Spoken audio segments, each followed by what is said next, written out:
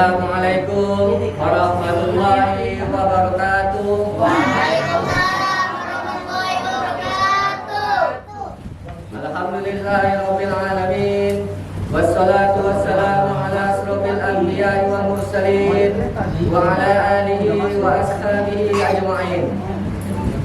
Mari pertama sekali kita tingkatkan rasa syukur kita atas nikmat yang Allah berikan.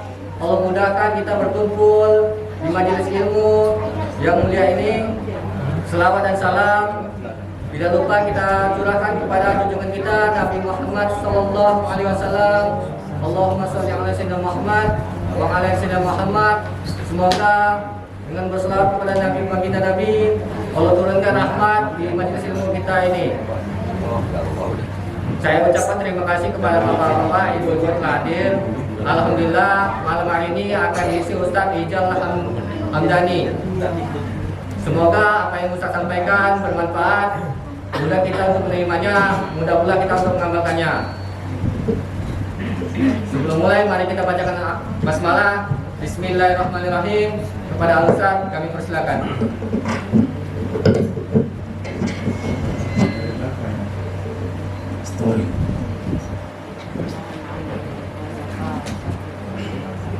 Bismillahirrahmanirrahim. Assalamualaikum warahmatullahi wabarakatuh.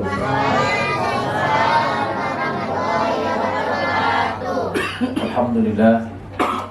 Alhamdulillahilladzi khalaqal mauta wal hayata liyabluwakum ayyukum ahsanu amala wa huwal azizul ghafur.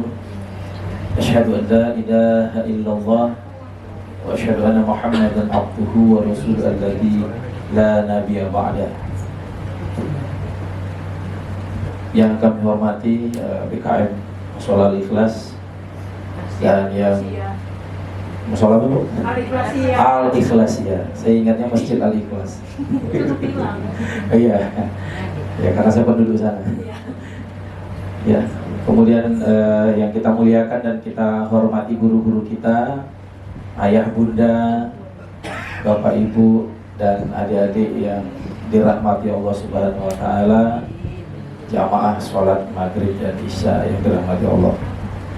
Senang sekali bisa bersilaturahim dan mohon maaf atas keterlambatannya. Harusnya tadi imam di sini juga ya, karena hari Sabtu luar biasa, apalagi tadi ngambil jalan potong ternyata jalan Pancasila ditutup. Wah, ada muter lagi di Bromo, kena lagi di situ. Masuk. Memang paling enak naik sepeda motor, Pak. Baik, Bapak Ibu yang dirahmati Allah Subhanahu wa taala, ya Bunda, guru-guru kami dan ibu-ibu, adik-adik yang dirahmati Allah Subhanahu wa taala. Hari ini kajian kita terkait dengan, ya mungkin ini materi yang sangat berbeda ya, dan sangat jarang sekali dibicarakan, tetapi ini sangat penting sekali, yaitu terkait dengan At-Tibun Nabawi ya. Apa itu At-Tibun Nabawi? Ya dari kata atib, tobib ya, tobib ya, sehat ya. At-Tibun Nabawi, jadi kata tobib sendiri adalah dokter ya, maka At-Tibun Nabawi itu adalah sistem kesehatan. Nah, kata Nabi sendiri adalah Nabawi, yaitu adalah Nabi, artinya adalah sebuah konsep kesehatan yang dibawa, dinukilkan pada peristiwa, yaitu ketika Rasulullah Sallallahu Alaihi Wasallam hidup. Nah, itulah makanya terkenal dengan At-Tibun Nabawi. Dan di Indonesia ini populer di tahun 2010. Kemudian alhamdulillah para dokter-dokter medis juga sudah banyak yang mempopulerkan ini mulai dari tahun, kalau tidak salah, 2012 ya. Dan yang paling terkenal mungkin Bapak Ibu pernah melihat sosial media, YouTube kah atau apa, yaitu adalah Dr. Zainul Akbar, yaitu terkait JSR ya. Kalau beliau punya JSR itu Jurus Sehat Rasulullah. Nah, itu ada buku-bukunya. Bahkan sampai hari ini saya selalu ikut kajian-kajian kedokteran Islam di Telegram. Ada JSR ya, gratis Pak, free. Nah, Apa yang bisa kita pelajari tentang kesehatan? Di mana ternyata Islam ini tidak hanya memandang atau mempelajari tentang tauhid, akidah, akhlak, syariat, gitu ya, ibadah. Nah, ya fikih dan segala macam. Ternyata Islam juga mengajar tentang kesehatan. Kenapa? Gimana ceritanya kalau mau ibadah tidak sehat? Ya kan? Nah, maka Rasulullah punya metode sendiri. Dan itu kita bisa baca di Al-Quran. Kita bedah kemudian di beberapa hadis tentang kesehatan. Kenapa? Karena Bapak Ibu sekalian, saya belum pernah menemukan manusia paling sehat di dunia ini. Apa kategorinya, apa indikatornya sehat itu? Yang nggak pernah sakit, kira-kira ada nggak? Semua pernah mengalami sakit? Pernah. Nah, 1 tahun kira-kira berapa kali sakit, Bapak Ibu? Nggak tentu. Nah, ternyata kalau kita pelajari tentang sehatnya Rasulullah dalam sejarah kehidupannya Rasulullah SAW, beliau itu ternyata bagus sekali. Satu kali seumur hidup beliau, Rasulullah itu cuma 2 kali sakit. Ya, pertama, beliau demam 3 hari itu ketika menerima wahyu. Nah, itu demam. Nah, gigil ya kan, ada kisah-kisah ya. Yang berikutnya adalah ternyata beliau itu sakit ketika menjelang sakaratul maut. Hanya itu sejarah yang mencatat sekali. Tidak ada pernah kali ini Rasulullah itu kan kesehariannya kalau beliau tidak didatangi sahabat, beliau datang ke rumah sahabat. Dan tidak pernah istri Nabi itu menukilkan hadis ya, karena perawi hadis untuk istri Rasulullah itu yang paling populer adalah Aisyah. Makanya fikih wanita itu biasanya semua riwayat hadisnya adalah Aisyah. Jadi kalau Bapak Ibu mau belajar tentang rumah tangga yang paling baik, bahkan yang private sekalipun, urusan dalam-dalamannya Nabi dan istri-istrinya, baca buku fikih wanita. Nah, gitu ya. Nah, tidak pernah dikatakan begini, misalnya pada satu peristiwa sahabat datang, misalnya mau bertamu atau mau ngaji gini sama Nabi, itu nggak pernah istrinya ngomong begini, aduh mohon maaf, Rasulullah sedang sakit, hari ini nggak ada kunjungan, itu nggak ada hadis ini. Ya. Artinya apa? Rasulullah dengan usia yang sedemikian rupa itu sehat terus. Ya. Nah ini harusnya ini menjadi contoh kita sebagai umat Islam. Apa sih perilakunya Rasulullah sehingga dia itu jadi sehat? Makanya saya menyimpulkan hari ini, orang paling sehat sedunia itu baru Rasulullah SAW. Nah, kenapa kita tidak ambil pelajaran dari situ? Ya. Hari ini kita ya sehat dengan ilmu-ilmu yang ada diciptakan oleh manusia. Kenapa? Karena semakin banyak rumah sakit, kenapa semakin rapi? Kira-kira dia bisa jawab gitu? Semakin tinggi teknologi kedokteran canggihnya gitu, kenapa semakin banyak yang berobat? Harusnya kan ketika makin banyak juru-juru sehat, orang-orang yang ahli dalam bidang kesehatan, harusnya dia bisa mencegah masyarakat nggak sakit. Kira-kira kan begitu kan?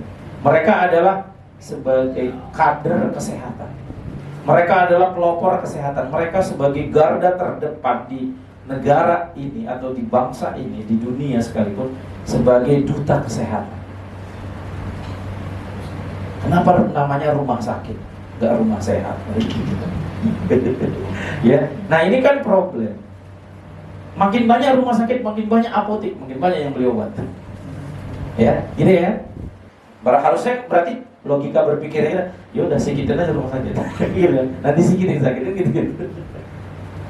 Nah ini problemnya. Sehingga memang mari kita pelajari, karena memang nggak bisa hanya kajian ini saja terkait dengan kesehatan Rasulullah. Itu banyak sekali yang harus kita pelajari Bapak sekali. Jadi materi nanti jilid-jilid berjilid. Gitu, ya. Nah, coba kita ambil kis-kis pelan-pelan, kita iris tipis. Mulai dari kehidupan bayi. Nah, di tradisi Arab kalau ada anak bayi lahir, maka didoakan oleh tokoh-tokoh spiritual. Ya, tokoh-tokoh spiritual dibawa anaknya didoakan kan gitu ya. Makanya ketika nanti ibu pernah melihat filmnya Nabi itu, Rasulullah itu ketika bayi di Ka'bah, depan Ka'bah itu langsung Abdul Muthalib, kakeknya Nabi itu mengumumkan namanya Muhammad. Itu waktu Islam belum masuk. Nah, Rasulullah mengganti tradisi ini, tradisi budaya ini dengan metode yang namanya tahnik. Jadi kalau anak bayi lahir, kemudian dikunyah-kunyahkan kurma oleh ayahnya atau tokoh ulama setempat. Tokoh itu diambil sedikit, kemudian dikasih langit-langit bayinya. Itu tahnik. Nah, setelah diteliti apa makna dari tahnik, ya, diambil kandungan kurma, ternyata di buah kurma itu mengandung yang namanya vitamin K. Vitamin K buat apa? Itu mencegah terjadi yang namanya pecah pembuluh darah. Makanya kenapa kalau orang melahirkan itu disuntik vitamin K supaya dia tidak berlutut. Zaman dulu nggak ada suntik, Pak. Jadi diambil, ternyata subhanallah, begitu mengkonsumsi kurma, darahnya kental jadinya. Tak jair dia. Masya Allah, dapat ilmu kita dari situ. Karena bayi nggak mungkin ngunyah kurma ya kan Bu ya. Makanya diambil. Nah, tapi itu ada karomahnya, ada hikmah. Yang ngunyah jangan orang bermaksiat. Ya, harus orang yang betul-betul ulama di sini. Mana di sini ada orang soleh, anaknya datang. Ini Pak anaknya. Itu salah satu metode yang berkaitan dengan kesehatan. Dari kecil sudah diajarkan. Nah, kemudian sekalian yang dirahmati Allah Subhanahu wa Ta'ala, kita bisa baca surat Maryam.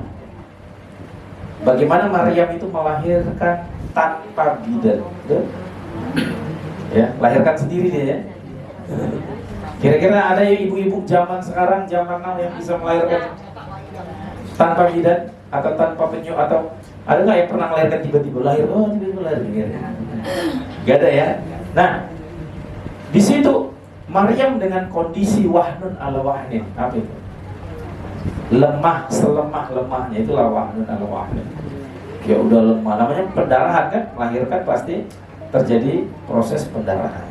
Nah, Allah memerintahkan Maryam menghentakkan kaki di pohon kurma. Maka peristiwa kelahiran Nabi Isa alaihissalam itu di kebun kurma, bukan di kandang domba. Ya. Seperti pemahaman teman-teman kita di sebelah. Ya. Nah, kemudian dari peristiwa itu kita tahu bahwa Nabi Isa itu lahirnya di bulan Maret atau April. Kenapa? Karena kurma matangnya di bulan itu. Karena nggak mungkin dihentakkan kakinya. Apakah kurma mengkel yang jatuh? Yang jatuh apa? Yang matang. Jadi dari peristiwa bisa ketahuan bulannya, Pak. Musim, kan ada musim. Nah, jatuh pohon kurma, buah kurma, bukan pohon kurma jatuh. Kalau tidak, ya. Nah, buahnya dikonsumsi oleh Maryam, inilah makanan penambah darah. Karena kan wahnun ala wahnin, lemah selemah-lemah. Nah, baru diteliti, baru setelah ada teknologi modern baru kita teliti. Oh, kurma ternyata ada ferrum, zat besi, kalsium, magnesium, fosfor. Ini pembentuk tulang semua, sama pembentuk sel darah merah. Pembentuk sel darah. Apakah Maryam belajar dulu baru makan? Ya kenapa? Tadi sami'na wa ata'na. Aku dengar ya Allah, aku laksanakan.